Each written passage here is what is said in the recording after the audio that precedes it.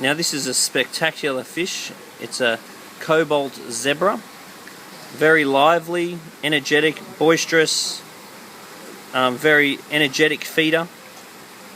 You just got to keep an eye on them, make sure they're not the dominant fish in the tank, because they can be quite aggressive. So if you are going to put these fish in the tank, it's quite important that you have other fish, such as this Frusco, which is a very larger, more dominant fish.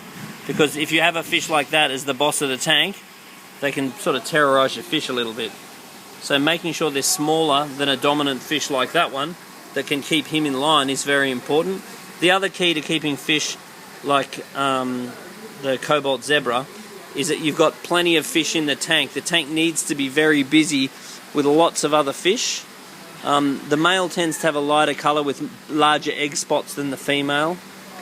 And a busy active tank is for these guys with lots of rocks, because they're natively known as Mabuna, the type of cichlid it is.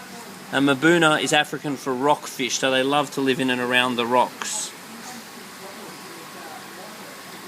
They look pretty much the same as a baby.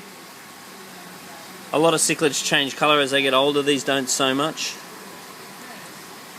And they feed by grasping the rock.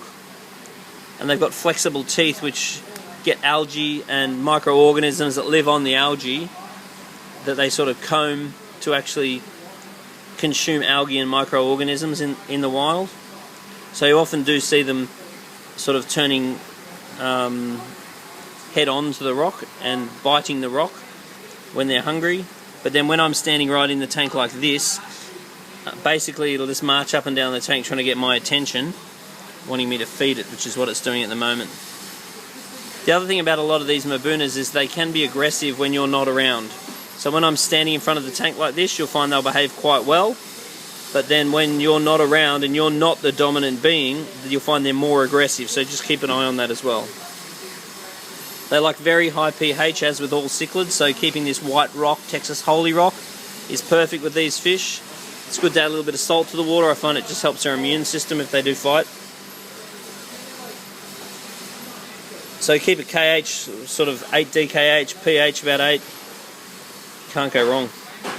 So once again, the key to these fish is keep them in a busy tank and don't feed them too much bloodworm or high protein foods.